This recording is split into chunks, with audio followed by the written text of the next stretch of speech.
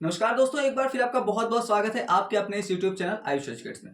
दोस्तों, आज का जो हमारा टॉपिक होने वाला है ये फिजिकल केमिस्ट्री के एक चैप्टर लिक्विड सॉल्यूशन का है। तो हमारा आज का जो टॉपिक है दोस्त वो है एलिवेशन इन बॉइलिंग पॉइंट।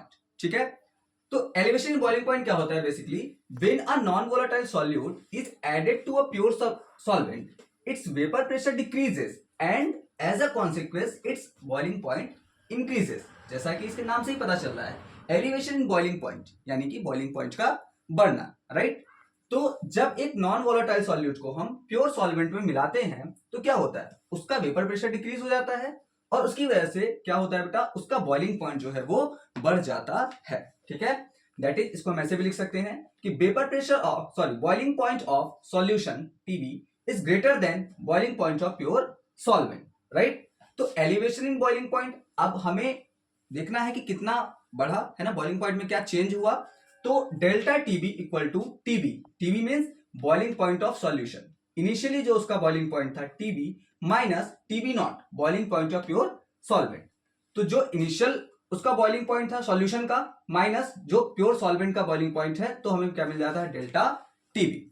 इसको हम ऐसे समझ सकते हैं कि अगर हमारा टीबी की वैल्यू 100 दे रखी है, राइट, और प्योर सॉल्वेंट का जो आपका बॉइलिंग पॉइंट है वो हमें लेट सपोज 80 दे रखा है, तो जो हमारा एलिवेशन आएगा यानी कि डेल्टा टीबी जो आएगा वो कितना आएगा बेटा, टीबी यानी कि 100 माइनस टीबी नॉट यानी कि 80 दैट इज 20, राइट। ऐसे हम इसको समझ सकते हैं। अब आइए इसको एक टिप से जानते हैं, तरकीब से सीखते हैं कि इसको कितना आसानी से हम क्वेश्चन में अप्लाई कर सकते हैं। आइए देखते हैं। फॉर एक्वस सॉल्यूशन, अगर हम एक एक्वस सॉल्यूशन की बात करें तो सॉल्वेंट जो होता है वो वाटर होता है, ठीक है, और उसका बॉइलिंग पॉइंट कितना होता है, 100 डिग्री सेल्सियस, राइट। तो डेल्टा टीबी क्या होगा, boiling point of solution minus 100 degree Celsius. ठीक है, तो बॉइलिंग पॉइंट ऑफ सॉल्यूशन अगर हमसे कोई पूछे कि अब बॉइलिंग पॉइंट ऑफ सॉल्यूशन हम कैसे निकालेंगे, तो हम इसी फॉर्मूले से इसको बना सकते हैं। Boiling point of solution equal to 100 और ये उधर जाकर के प्लस में कन्वर्ट हो जाएगा, तो 100 प्लस डेल्टा टीबी। ठीक है, तो ये बॉइलिंग पॉइंट ऑफ सॉल्यूशन हम इस फॉर्मूले से बहुत इजीली कैलकुलेट कर सकते हैं। अब लेट सपोज आपको डेल्टा टीबी की वैल्यू दे रखी है, डेल्टा टीबी अगर हम मान लो 5 दे रखा है, ठीक है, और हमसे पूछता है बॉइलिंग पॉइंट ऑफ सॉल्यूशन क्या होगा, तो डायरेक्टली क्या हो जाएगा, 100 प्लस 5 दैट इज 105।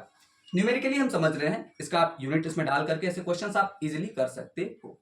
आइए आगे समझते हैं एक फॉर्मूला, इसको मैं आपको कहूंगा कि एज इट इज रट लो, याद कर लो, क्योंकि ये कई बार आपको क्वेश्चंस में बहुत आसानी कराने वाला है। ठीक है, तो delta TB equal to KB into molality.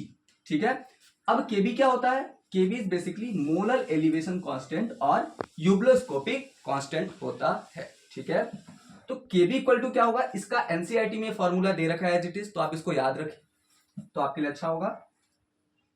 Molar mass of solvent into R into TB naught का square upon 100 into delta H. तो एम सॉल्वेंट क्या है बेटा, molar mass of solvent, R क्या है, वही अपना गैस कांस्टेंट, और टीबी नॉट का स्क्वायर क्या है, बॉइलिंग पॉइंट ऑफ सॉल्वेंट। ठीक है, TB naught 1000 into delta H, delta H क्या है, एंथैल्पी ऑफ वेपराइजेशन, वेपराइज होने के लिए कितना हमें हीट देने की जरूरत है, ये हमारा बेसिकली क्या है, डेल्टा एच। ठीक है, जैसे कि वाटर की बात करें तो वाटर के लिए केबी की वैल्यू क्या होती है, 0.523।